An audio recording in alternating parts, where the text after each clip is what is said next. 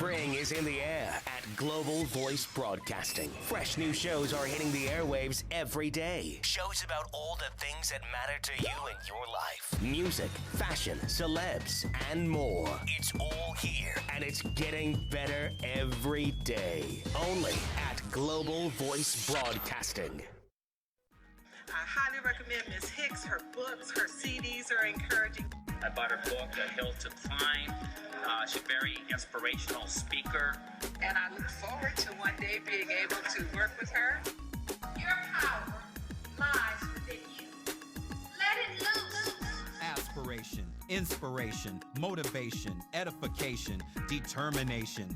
These are the keys of life success brought to you by none other than award-winning author, motivational lecturer, business consultant, and much more as she gets you aimed to your purpose.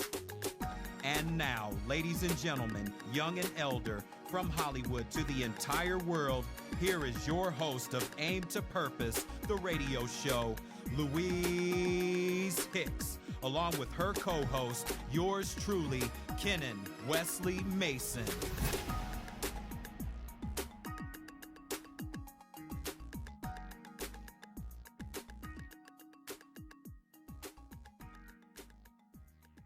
My name is Bill Duke. I'm the founder of the Duke Media Foundation. This is my passion. We bring in 12 youth, high school age, and they come and sit with us for 6 to 10 weeks, and we teach them media and financial literacy. I have really enjoyed the Bill Duke program. It's really changed my life. I just thought I was going to learn how to make movies. That was wrong. I learned financial literacy.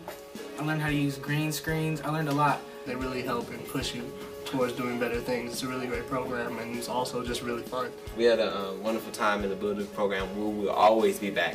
Not only did I learn a lot, but I met so many awesome people. Just looking at the work that they've done, I think it's a good thing for kids and youth to have the opportunity to understand what goes into this type of industry. If you're thinking about this is a must for your child, for their future. So much more than just what the craft is, but responsibility, how to be timely, how to present yourself, how to network. We want to encourage you guys to keep the Duke Media Foundation going and running. Go to our website, dukemediafoundation.org. We definitely want to encourage our children of all race to keep going, to follow their dreams, and that is the whole purpose of the Duke Media Foundation. We ask you to join us in this effort any way that you can. We accept anything from $1 to $750 million, and if you can empathize with our cause, please join us in any way that you can. Much appreciated. Hello world. How is everybody today? I am your host, Louise Hicks of Aim to Purpose, the radio show. We thank you all for joining us today for this special broadcast with our very special guest. Yes, and I am Kennon Mason, and I want to say, as always, good morning, good afternoon, and good evening to everyone listening and watching Aim to Purpose, the radio show from all over the world as we bring you a special entertainment version, or edition, if you will, of Aim to Purpose, the radio show, as we talk about entertainment and edutainment, a conversation with the one and only Bill Duke. So I'm looking forward to it. The legendary Mr. Bill Duke. And I want to share with you a little bit about how I got Mr. Duke on the show. I was at an event in January, Miss Jewel Diamond Taylor's 30th Super Bowl Saturday conference. Former guest on the show? Yes, a former guest on our show as well. And Mr. Duke was there. And I politely went up and I spoke with him and I said, Mr. Duke, I'm going to be celebrating my 65th birthday in March. You think you could come on my show and help me celebrate my birthday? And he looked at me and whispered in my ear. He says, "Black doesn't crack, huh?" And then he gave me the information to get in touch with him. And today, yes, in the studio, Mr. Bill Duke is here with us. Yes, yes. And thank you for coming in. So what we always do, sometimes we like to share a little bit about, and I'm just going to briefly tell you about the weekend. As you all know, I'm an advocate and an activist for this Citizens Commission on Human Rights, and I got involved in this because of my son's being diagnosed with cancer at 14 and went on to battle depression and drug addiction. And it has been a very difficult journey. So right now we are starting a grassroots organization to help out with the chaos and all of the brokenness within the mental health system, to help get not only my son David some help, but all the Davids out here, the homeless people who are out here struggling just to survive, many of them who are disabled, some in prison, in jail. And my son just, it captivated my heart because of what has gone on in his life and our journey. So therefore, I'm an advocate, and we meet every Saturday. And as we progress more into this organization, I will share more with you. But I just wanted to share with you a little bit about that, and we are making strides on that. And if anybody can come out and join us, please give me a call at 562-310-1495. Again, 562-310-1495. And what we're going to do quickly, we're going to take a quick break, and then we're going to come back, and we're going to introduce you to our very special guest today, Mr. Bill Duke. Yes, it's Aimed at Purpose, the radio show. We're talking about entertainment and edutainment. We'll be right back with Bill Duke.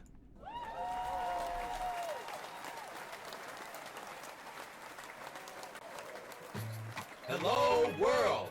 It's a new year, which means new and live editions of Aimed at Purpose, the radio show.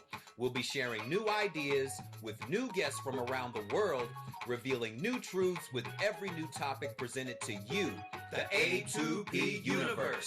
So tune in every Monday at 5 p.m. Pacific Standard Time, right here at Global Voice Broadcasting at gvbstudios.com/show/A2P. You can also check out all of our archive shows on YouTube by typing in Aim to Purpose Radio. A special thank you to all the loyal viewers that have been with us from the beginning, and a big welcome and thank you to all the new viewers plugging into the A2P universe. Your power lies within you, so let it loose. Once again, this is Kennon Wesley Mason, co-host of Aimed at Purpose, the radio show.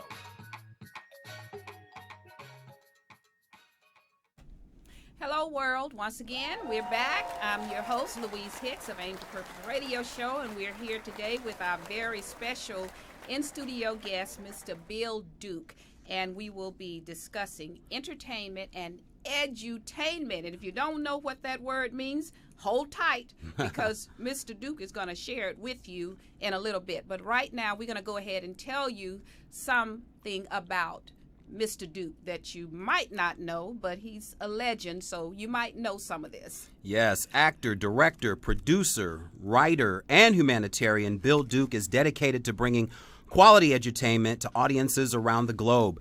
Duke Media has successfully produced critically acclaimed film and television content for more than 30 years. Additionally, Duke Media is in process of expanding the brand to involve itself in the development of new media technologies, i.e. cell phone apps, games, and virtual world experiences. Since the early 1970s, Bill Duke, along with industry veterans Michael Schultz and Gordon Parks, have long paved the way for African Americans in the industry. Mr. Duke excels in front of and behind the camera. His acting and directing credits are extensive and include stints on such groundbreaking television series as Falcon Crest, Fame, Hill Street Blues, Knots Landing, Dallas, and New York Undercover. His feature credits include Sister Act 2, Get Rich or Die Trying, Deep Cover, Hoodlum, Predator, Menace to Society, and Not Easily Broken, to name a few. He has recently completed production on Blaxicans, a new television pilot that takes a comedic look at a mixed-race family. His documentaries, Dark Girls and Light Girls, both NAACP Image Award nominees, aired on OWN and were two of the most successful documentaries on the network.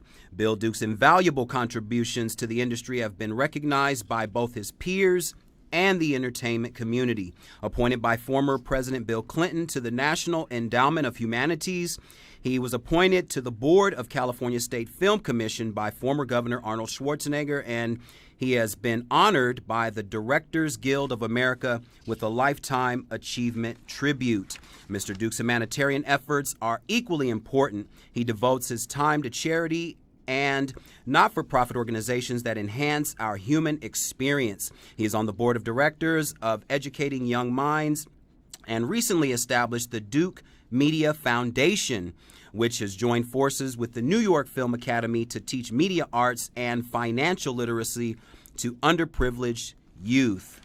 And with that, let's give a warm and special Aimed at Purpose welcome to the one and only Bill Duke. Thank you so much.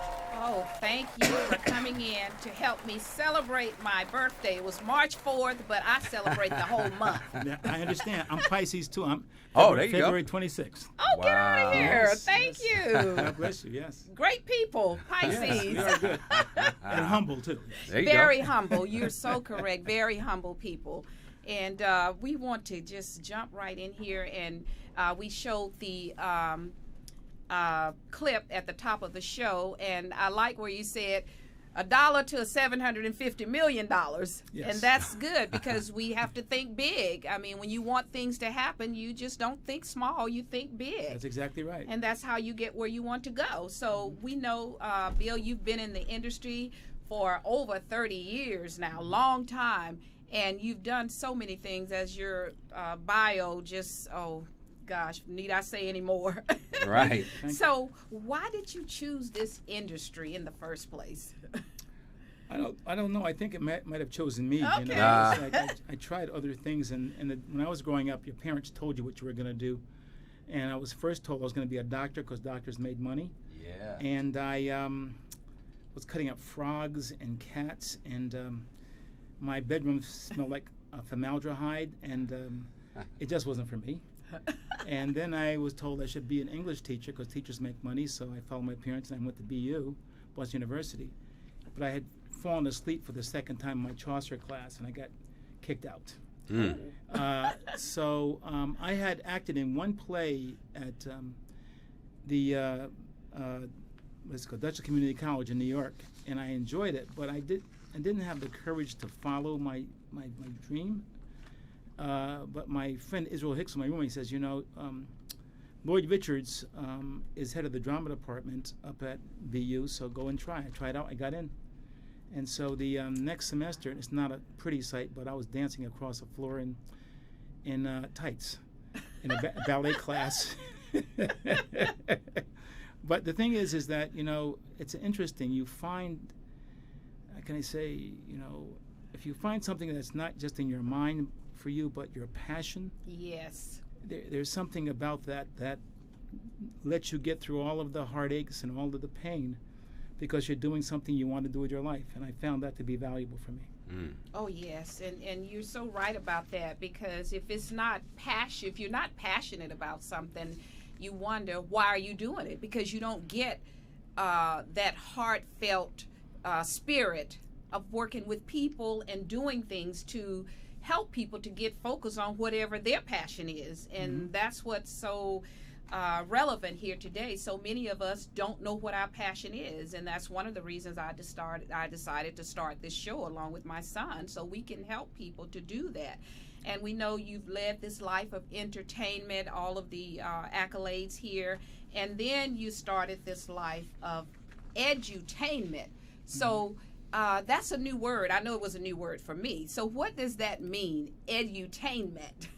Well, you know, I think media is a very powerful tool, you know, from reality shows to rap videos to TV to feature films. My goal is I definitely want to entertain people because people want to laugh and feel. But at the same time, I want to give them things to think about in terms of some of the present issues we face, which are alarming to me. Some of the things that we face are pretty, how can I say, need our attention. Right, they do. And so while people are laughing, I'd like to give them something to think about, not to preach or anything, but to give them something to think about in my projects. And that makes so much sense, and that brings me back to the 70s, I believe, when Car Wash came out, and you were in that movie. That was the first time my attention was really brought to Bill Duke, and the legendary Bill Duke now. And in watching that, and when you spoke of edutainment and entertainment, that I found that movie entertaining, but however, it was edutainment because of the significance of the movie. It had a message in it.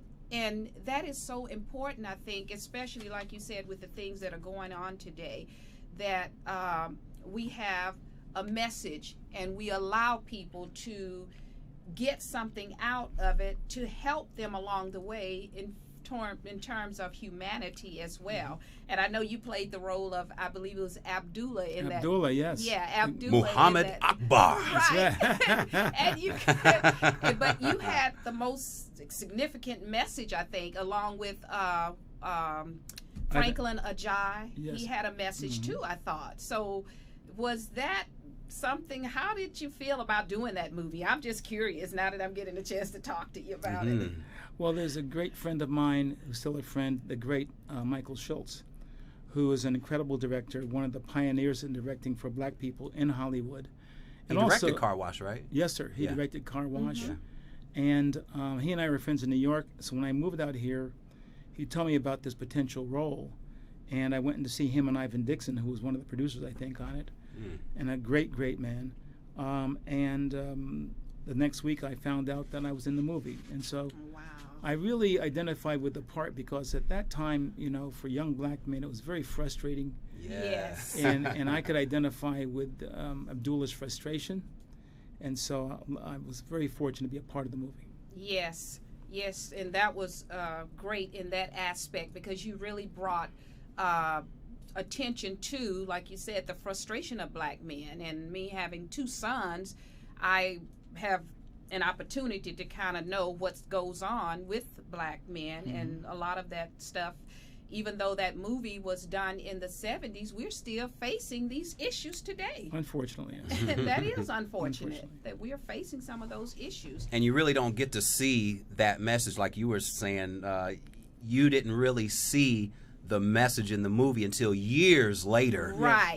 That is so true because I was like 20, maybe in my 20s when it came out, or maybe early 30s or something since I'm 65. But I didn't get the message in, and I've seen it, I think, about 3 times. And every time I've watched it, I get a deeper message in that movie. And I also saw the movie Hoodlum, and I know you directed that movie, and you produced it also, right? Yes. You did both. So how does that, how do these producer roles and the director role, they are different, right? But how are they similar? Well, producing really is helping to bring, you know, the entire project together, whether it is the talent and those kinds of things. And directing really it's a 2-part job. It's you read a script and then you get a vision of what that script should be. Because movies are not just the script, it's the collaboration between the director and the writer. And then you have to translate that vision that you have to cast, crew, and everybody, which is a monumental task to get everybody on the same page. Right. Then the second portion of directing is management. Yes. And it's basically the management of 3 things. Time, people, and money. Okay. You can be the greatest creative person in the world, but if you cannot manage time, people, and money, you don't work. Right. So it's really a 2-part thing for directing.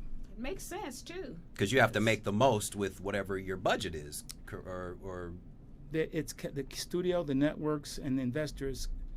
They calculate the cost of not every minute, but every second. Wow. So when you go over a budget, you're costing them money, and you're waiting for your great sunset shot, and it costs them an hour. Right. It's not pleasant. I can imagine. So that's why those 3 elements are so important: the time, people, and money, Yes, right? ma'am. Because you have to make sure that you are in alignment with how you're spending these people's money, particularly. Yeah, they've trusted you with their dollars, and your obligation should be to make sure that you're protecting their trust in you. Absolutely. And that's while you're creating your vision, of course, but you're protecting their trust in you also. Because that it is about trust, and pretty much any relationship you establish, whether it be business, personal, and so forth, it has a lot to do with trust. Yes. And we're going to get into the book and colorism, and then we'll get into your foundation. But I want to talk a little bit about the book because I got the book at the Jewel Diamond Taylor event. Like I said, that's when I met Bill Duke. And this book, I've read it from cover to cover. Very dynamic, interesting book. I would advise anybody to get it and read it. And I don't know whether you'll be doing a Light Girls book, or is it one out already? No, we're going to negotiate that hopefully in the next few months. But okay. It's something I'm passionate about. It's a layered interest that I have because of what I went through as a dark-skinned young man coming up and seeing my sister. Tell us about that because I read about it, but I want the audience so they can go get the book and read about it. Well, I'll give you one incident. You know, my first day in kindergarten, I was called a black nigger. And I went home and I sat in the bathtub and put bleach on my skin because I thought maybe that would make me lighter and more acceptable. Wow. And luckily my sister and my mother came in the bathroom and explained to me that I had value and I should not listen to other people's interpretation of my value. But seeing what my sister went through, my niece and other folks who had a darker complexion, I always wanted to be able to do something that let them know that their beauty is not determined by someone else's determination of who they are, and that their self-esteem is dependent upon their self-value. And that's not being taught in schools many times, and sometimes not in homes. And media creates an image of beauty that looks nothing like us. I mean, it's usually a very fair-skinned white female and with a certain body shape. And what we're told subliminally is, well, this is beauty, but you're not. Yes. But since we love you so much, we're going to sell you some products. Yes. To get you to that place. Yeah. And women buy into they drink the Kool-Aid. Oh, yes. A multi-billion-dollar business product. Skin bleach is a $50 billion business product. Yes. That's right. Africa, That's huge. Africa, Asia, India are using skin bleach to lighten their skins. Yes, they are. To becoming more white, right? But here's the irony. While they're doing that, white females in America and other nations are getting suntans. Yes. Just the opposite. It's the opposite. Botox in their lips. Right. Yes. Getting butt lifts. Yes. To look black. And crinkling up their hair. So the question, everybody wants to be black except us. Absolutely. I wish we had I could do a whole hour on just that subject. Oh yeah, we really could. But you should go to. Well, it's amazing. There's two websites. One called #Team Lightskin, #Team Darkskin, online. Each has over 350,000 members. Wow. See that? And that's in 2016, sir. Wow. So. And you're right. Now this book, myself being a dark-skinned woman and growing up in Louisiana. I was born in Louisiana. I've been in California most of my life, however, went to college and everything here. But it's interesting because darker-skinned girls growing up in the South, we suffered the same kind of situation you went through at the school, but ours was in our own school because I went to a segregated school. And I suffered the same type of situation with the light-skinned girls, boys as well in my school. And I'm saying, this is ridiculous, but like you said, we have to have parents or somebody to counteract that type of negative overtones to us. Otherwise, we will grow up with such low self-esteem until we won't amount to much of anything because we won't have value added to ourselves, like what you said. There's no doubt about it. Yeah. There are literally the skin bleach products in many African nations have been proven to cause cancer. Yep. Yes. Yep. There are pregnant women that are dark complected that bleach their entire bodies. Oh my God. Knowing it may put the baby in danger, but they bleach their skins to be more acceptable. And that's so sad. And a lot of that stuff, from my perspective, came about during the slavery time because of how the darker skinned women or men were treated as opposed to the light skinned. And it carried over. And even to this day, here we are in 2016, we're still going through that. And I'm so glad that you said what the young person said to you, call you the nigger, because a lot of times we say the N-word, and my perspective is I think we need to be open to a dialogue so that we can come to some type of cultural understanding of each other. And when we start hiding behind words, to me, you're not helping the cause. No, we're there. I think we have a responsibility that we're ignoring. Yes. And we're waiting for some salvation. There's nobody coming. That's right. That's right. When you I was can say that again. Well, there's nobody's coming. And, right. But when I was a young child coming up in our neighborhood, it wasn't fancy. It was impoverished to a great extent, but there were families there. And if my father told my sister and I, don't ride your bikes on the street but the sidewalk because the cars may hit you. If Mrs. Johnson, the lady next door, saw my sister and I riding our bikes on the street, she would come out of her house, snatch us off our bikes, put our bikes on her porch, sit her on her couch, and she'd say, be quiet, say nothing. She would then get on the phone and call my father at work. Yes. My father would say, I'll be there in an hour.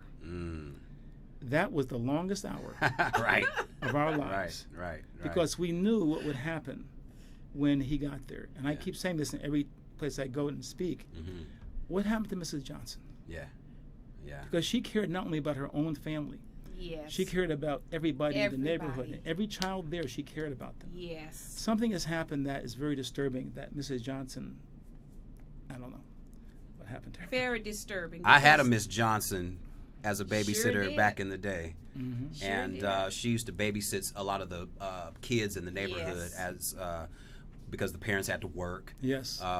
And so she took it upon herself to watch over all of us. Yes, she did. You know, and she did a great job. You know, she had the discipline aspect. She fed us, made sure we had playtime and all of that. You know, so that, and I'm pretty sure she's passed away by now. Did by now. But yeah, I had my Miss Johnson too once upon a time. Very fortunate. Sure did. Very fortunate. And he was fortunate, and he was fortunate because of my upbringing in Louisiana, because I had the same type of village of parents that didn't just care about their biological children, but they cared about everybody. The teachers were the same. You acted up in school, the teachers would come to your home, and you didn't have parents cussing teachers out back then like you do now. And it's like we've lost our way. And like you said, Bill, we have to start taking personal responsibility, because nobody is coming to save us or rescue us.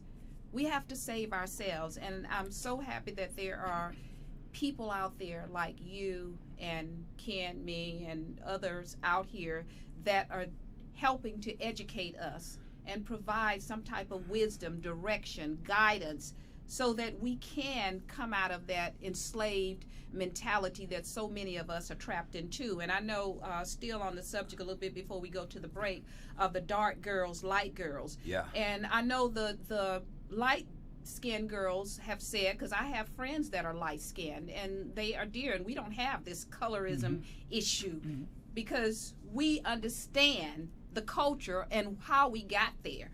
And I know the light-skinned girls will say, well, you know, we have that problem too. So is that why you made the documentary as well on light skin, to kind of give the perspective of light-skinned girls as well? Yes, because it's not a matter of color, it's a matter of self-esteem. Yes. And we are internally battling over just ridiculousness. And there are light-skinned women who are, as little girls, telling me that they were taken into the bathroom and they had earrings. The earrings were pulled by dark-skinned girls, pulled through their ears to split the earlobe.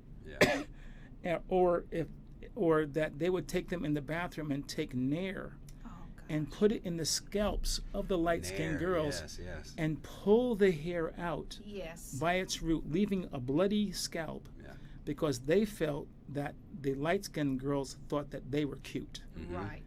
This is to me, this kind of, I don't know what the word is. It's extremely We're so misguided. disturbing. Yes. And within the context, I'll give you some statistics that are disturbing to me. And certain privatized prisons, they're determining how where those prisons will be built. Right. Based upon the family condition in those areas and 4th grade test scores. Oh, yes. Wow. Yeah. 4th grade test scores. Yes. There are children that are dropping not out of high school but out of elementary school before they graduate in a global economy. There are children graduating from high schools now with 6th and 7th grade reading skills in a global economy. Out of all the AIDS cases in America with men, a good 48 to 50% are black men. Women with AIDS cases, a good 62% are black women. It's high. And I could go on and on, and I don't want to depress people, but the fact of the matter is that there are some urgent issues. Very urgent. That I think we should be addressing, and our focus are buying sneakers and we're what, 15% of the national population, and those statistics are that high? Yes, sir. Yes, sir. For us? And we're just going along like, well, it's no big deal. No big deal. It's going to go away. Right. And I keep saying, guys, look, there's, you see over there? there is a tornado coming our way. We're on the beach, right? Yeah. Yes. You see the wind blowing and you see the sand moving, and the answer I get is, yeah. Could you hand me them Jordans, please? Right. I know. Right. We have our priorities mixed up. Yeah. We're so mixed up in these priorities, and we have to change our mindset and our thinking in order to elevate ourselves, because nobody is coming for us. And like you said, we need to rethink what we're doing and get a vision. Spike Lee did a movie called School Days that kind of tackled that the light-skinned black girl in the historic black colleges, and going back to the bleaching, it was pointed out to me that it looks like in this reality series called Real Housewives of Atlanta, there was one of the black women featured on that show. It was pointed to me that in the first season, how her skin looked in the first season, how dark it was. Come season 3, 4, 5, all of a sudden her entire skin is bronzed all of a sudden. Wow. This was pointed out to me just a few days ago. And you could see from the one clip in the first season from now 4 years later, total difference, which proves that this is the consciousness that is put onto us so we can feel like we're a part of something, which leads me to this question. I know it's kind of simmered down now, but I'd like your take on it. The Oscars just passed, and this whole controversy about whether black people are nominated or not, which is nothing new. So, so I mean, why? And Chris asked the question: why this Oscars? Why? Why this Oscars? Out of all 80-some years, why this one? This Oscars. You know, what is your take? How do you feel about the complaints? And Anthony Anderson said on some of the commercials for the was it the NAACP Awards? If you want to see black people getting nominated, watch this award show. You don't have to watch the Academy Awards, or you can start your own. So we want to do you think or do you feel that what do you feel? I don't want to put words in your mouth. Well, my opinion is relatively controversial, but I have to speak my mind on it. Come on. Yes. We are okay. There are approximately 500 to 600 films that come out of Hollywood per year. Out of those 500 or 600, if we're lucky, 10 to 12 are black or minority. Out of 500? Yes. 10 to 12? Yes. Wow.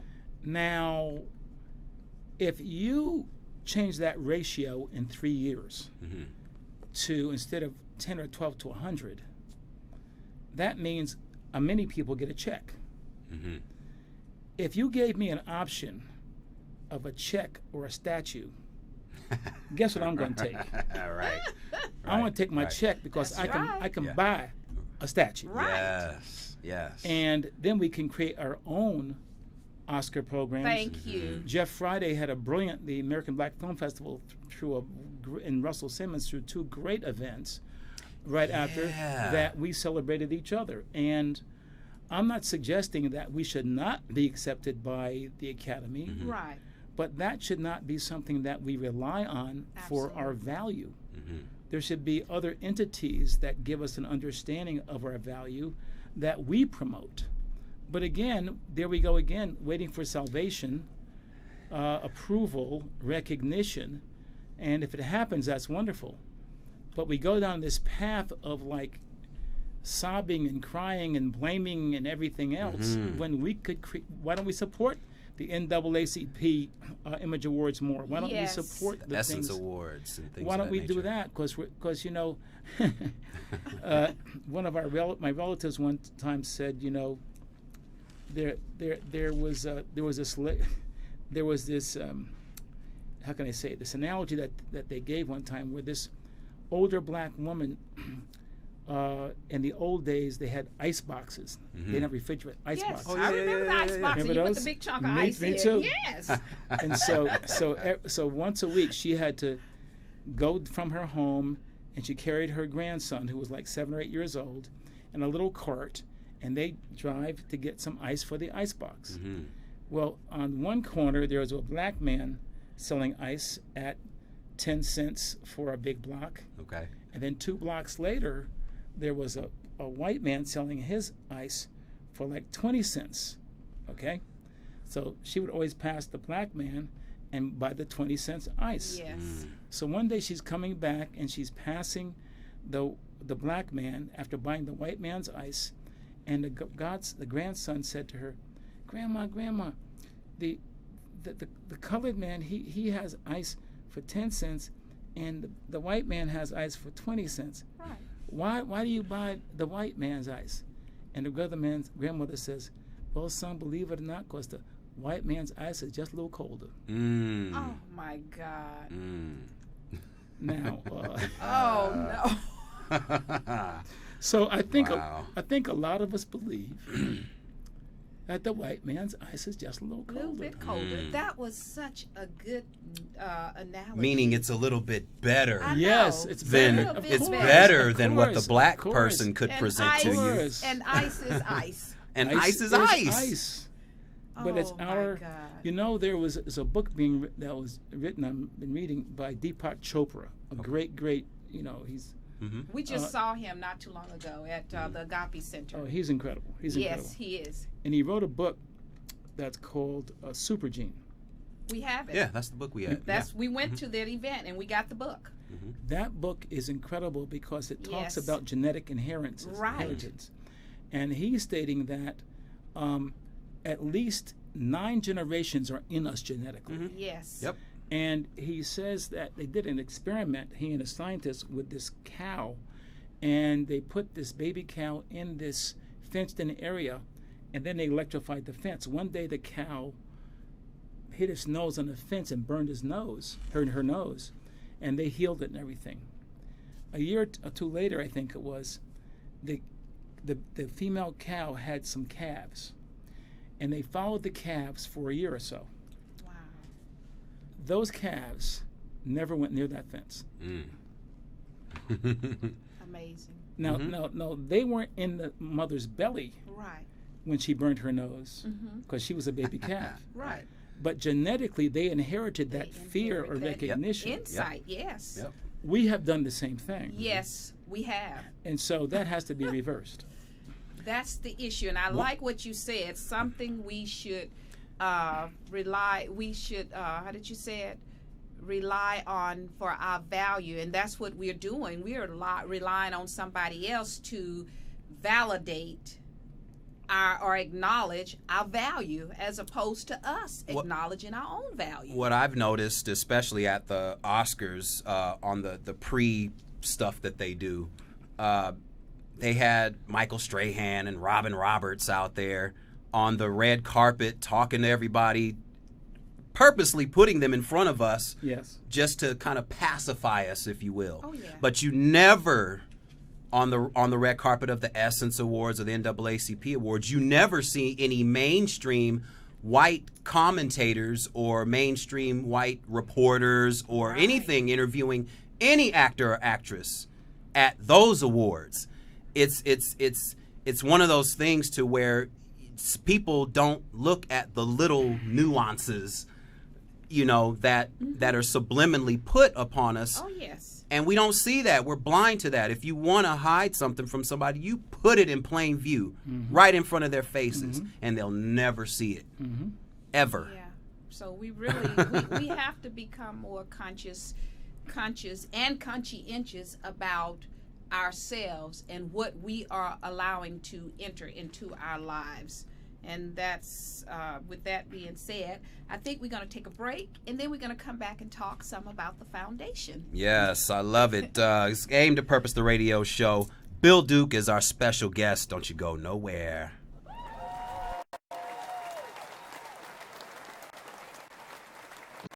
This edition of Aim to Purpose, the radio show is brought to you by L. Hicks Consulting Services. When you want the best in business coaching, life coaching, or perhaps your organization, business, or company is in need of a dynamic speaker for an upcoming workshop or seminar, contact Louise Hicks for L. Hicks Consulting Services at 1-562-310-1495. From anywhere around the world, that's 1-562-310-1495. For more information about Louise Hicks and her consulting services, visit her website at www.louisehicks.biz. Again, that's www.louisehicks.biz. Or call 1-562-310-1495. L. Hicks Consulting Services, where professionalism is top priority.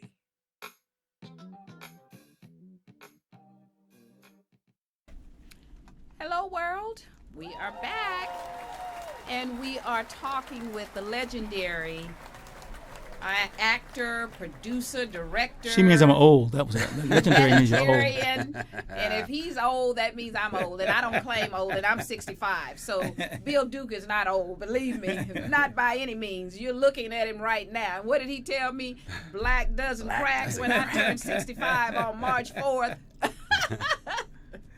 And we are excited about having Bill join us today, and he's been giving us such inspiring wisdom here that we all need. And it's just amazing how often we get blindsided, and I call it hoodwinked, and I mean, we can give it a bamboozled, hoodwinked, bamboozled, led astray, blindsided, being led astray, run amok.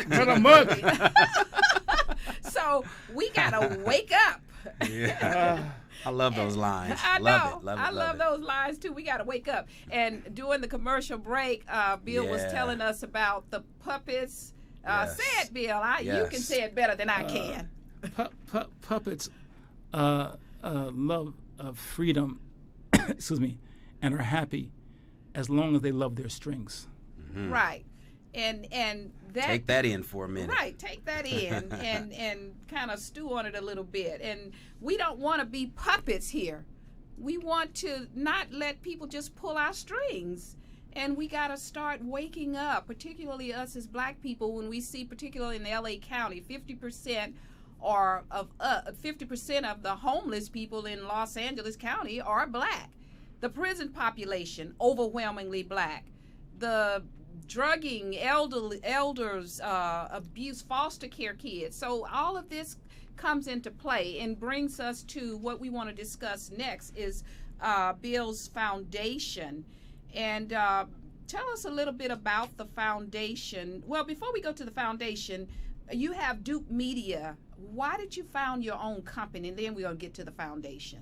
Well, I found my own company because I want to own something. There's a distinction between annuity and endowment. Yes. Annuity is money you can spend. Endowment is money you leave for your great-great-great-grandchildren. And so I haven't achieved it yet, but my focus is to create content that I own part of the trademark, copyright, and licensing of, and that I own in perpetuity, and that my great-great-grandchildren will hopefully, leverage that too. And so it's if you don't try it, you can't. There's no, you can't do anything, but you have to at least make an effort. Right, an effort to leave a legacy here, and we don't own anything, like you're saying, as the collectively, massively as Black people, we don't own pretty much anything really. So we need to start focusing on that. And you started the foundation. What led you to start this foundation? Because is that part of edutainment? And we saw the clip there where all of these young people are really excited about being a part of this foundation. Well, there are things that disturb me deeply about our community. Yes, the violence from certain communities where there is police violence against young Black men. Yes, that's disturbing. But what's more disturbing to me,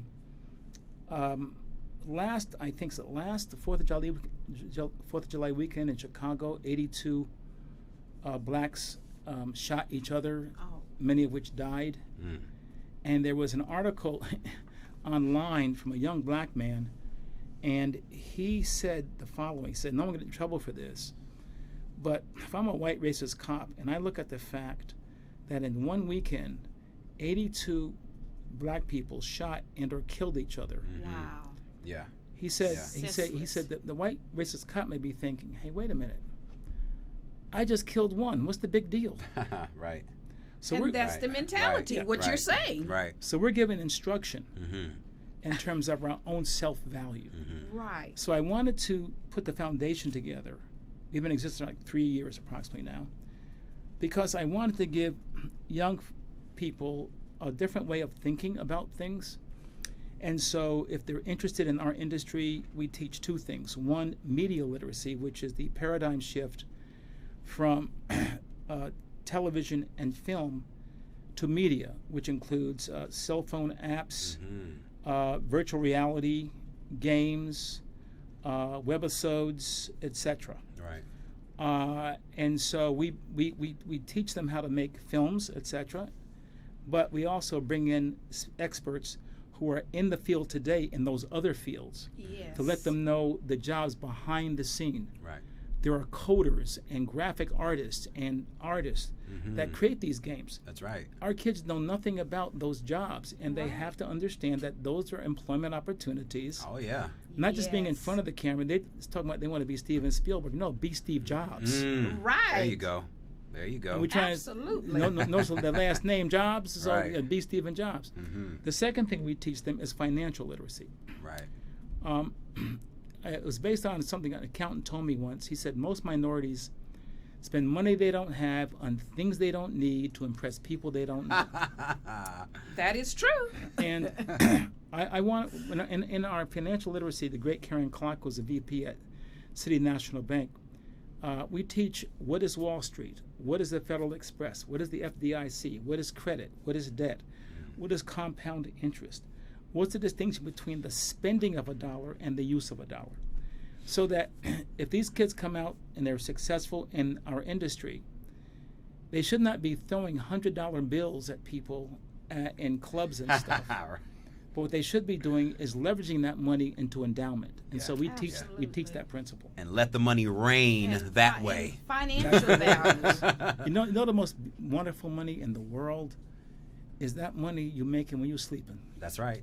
That's right. That little ching ching. That little ching ching. That's right. Boy, that keeps That's such a sweet sleep. It's is that a sweet sleep? Yeah. Yes, it is. That ching, ching, ching. You sleep in ching, ching, ching. For 10 years. I've been retired for 10 years now from LA County, and that's what allows me to do this show, because I don't have sponsors and advertisers. I do this show because I want to give back to humanity to help move people along the way. And I know we as black people really need to be moved along the way. When we will spend $100 on Jordans and we don't have a place to live hardly sometimes. Gotta get those rims. And it's crazy. So gotta have the rims. Financial literacy. rims. It's so vital, that rims. financial Have the literacy and rims. media literacy, if that's the direction you want to go. And like you said, Steven Spielberg, Stephen Jobs, become an entrepreneur. That's so important. And I know Robert Kiyosaki talks about that a lot, and he talked about it in his book. Rich Dad Poor Dad.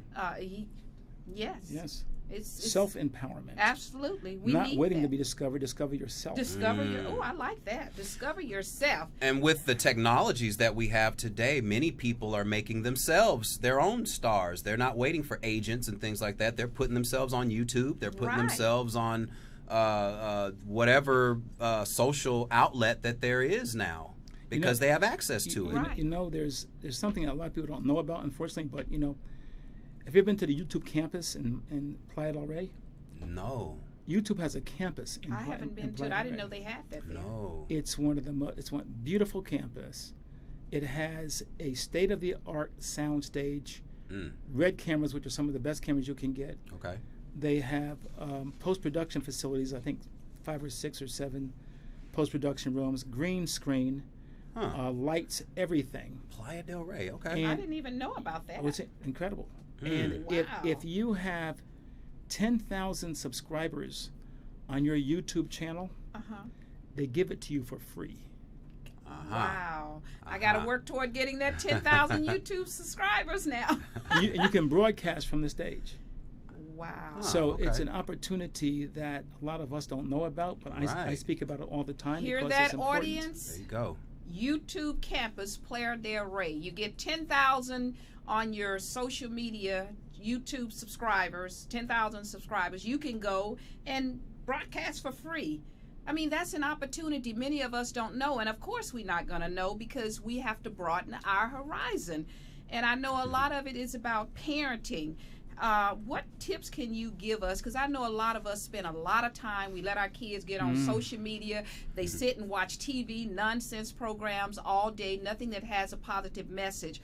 What kind of tip can you give the parents to help guide their children? Like you said, we are giving instruction of our own value. And cops feel if I shoot one of them, they're shooting 82. So why should we care? So what can you give parents as a tip here to channel their children and give them more guidance, as opposed to watching all this nonsense and things that have no value, social media and nonsense on social media? Well, there's, okay, this is not going to be a popular thing I'm going to say, but that's okay. I believe in whippings. We got them. I believe in whippings. I got whippings, and I deserved everyone I got. Yes. Because you didn't talk back to your parents. That's right. You didn't suck your teeth, slam doors, roll your eyes, drag your feet. We know, don't we, Bill? When your parents said something, you did it because they're doing it for your benefit. That's right. Number 2, education. We should not allow our children to just leave school because they feel like it, and go online and play some games, or go on some social media place that has vulgar kind of content. Yes. And let them participate in that vulgarity. That should not be permitted. It shouldn't be. Now parents are more interested in being their children's buddy than they are in parenting. And parenting is a responsibility. Your child's not going to like you every day if you parent them, but if they want a friend, tell them to get a dog. It's not about them liking you. It's about you guiding them and setting boundaries, so that they can survive in this world. That's right. And it's our responsibility to teach. But you know, we have grandma now in many communities is 32. Right. And I just became a grandma for the first time. My grandbaby is 1.5 years through my son. Well, I'm just saying, many grandmothers are 32 years old. Yeah, they're getting younger and younger. Yes, and they are. They're dancing in the club with their kids. Yes. And so, it's a difficult thing to address, but I do think we have to address it. We have to. We have to analyze. I see. My belief is, and I know that this may sound crazy, but I don't think there's, in terms of a culture, there is no problem we cannot solve. Mm-hmm. Because I've observed I agree with that. When we put our minds to it, we are the ultimate alchemists. Alchemists are entities that can turn one substance into another. Yes. Jesus was the original alchemist. He turned water into wine. Yes. But we came along and we took guts and turned them into chitlins. And we took the feet of cows and pigs and turned them into pig feet. I mean, we're survival. We know how to survive, but we're off course. Mm-hmm. Yes, we are. And somehow we're not looking out for our own. And as a result, we are suffering. Yes, we and are. It's up to us to determine how much longer we want to suffer. If we're going to look for the system, the government, a president, a governor, it's not going to happen. We're going to be waiting a long time. It's Look how long we've already been waiting. It's never going to happen. And other ethnicities that have come to this country after us, they're surpassing They're not us. waiting. No, they're not They waiting. collaborate. They collaborate, and we don't. And that's one of the issues that we're facing in the black communities, why we are suffering more poverty than anybody else at this point, because we got to get a different mindset. And we have a few minutes left, and we want to talk about quickly, I guess, your what are some of your current projects you're doing? Well, I'm working on a film that I'm working on now, acting-wise. I start Friday. It's called American Satan, and it's an interesting cautionary tale. It talks about, how young people come into our industry. These are musicians, and how they get captured by the fame and glamour of the industry when they become famous. Yes, and, they do. And then they realize that money and objects and houses and cars don't fill a certain void. That's right. It's about your life on another level. Yeah. And so to kill that pain, they take drugs and alcohol and all those kinds of things. So and get caught up and end up broke, many of them, with nothing. Yeah. So this film talks about that, and then I played American Satan? Yes. I like that title. And it's I play the angel Gabriel.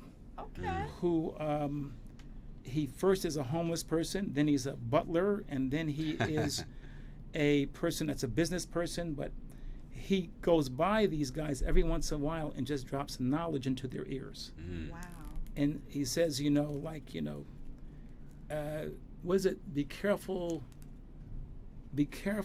what you sell. Everything that glistens is not gold. That's what my parents used to always tell us. Now, when is that coming out? The American well, I'm not sure. We're just still making it. So I see.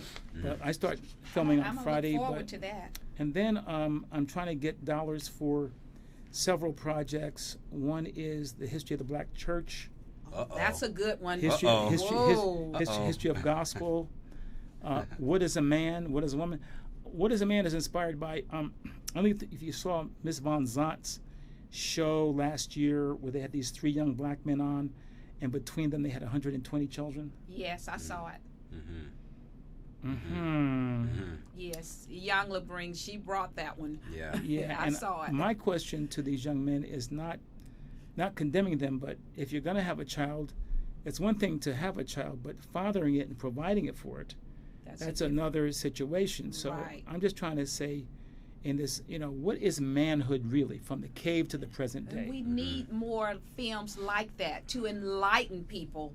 And I guess we are about out of time, but just give us a final thought on how to get in touch with your foundation. Okay, DukeMediaFoundation.org, and kind of leave you with a couple of quotes. Yep. For my favorites. Oh, yes. Winston Churchill: true power is an individual's ability to move from failure to failure with no loss of enthusiasm. I like that one. Anonymous: if a man does not seek humility, humility will seek the man. Oh, I love that one. Anonymous: aspire to inspire before you expire. And finally, in your lifetime, you will never see a smaller package than a person wrapped up in themselves. Wow. Got it. Wow. Thank you so much for coming in. Well, God bless you for having me. I appreciate it. Thank you. To help celebrate my 65th Happy birthday. 'cause I celebrate the whole I would month. sing, but she chased me out of the room, so you don't want to hear me sing. I can't sing either. And we want you all to go out and get Bill's book, Dark Girls. And this is a great read because it really comes from the perspective of many women in this book. And I can identify with many of them, being a dark girl myself. And the cover is, what's her name? Lupita, the one that won the Academy Award for 12 Years a Slave. 12 Years of Slave. So here's the cover. Beautiful cover. Love it. So anyhow, we thank you all for joining us today. We are out of time, and thanks again to Mr. Bill Duke, the legendary Mr. Bill Duke, for coming into the studio to help me celebrate the month of March, my birth year. And with that being said, always remember, your power lies within you. Let it loose. Until next week.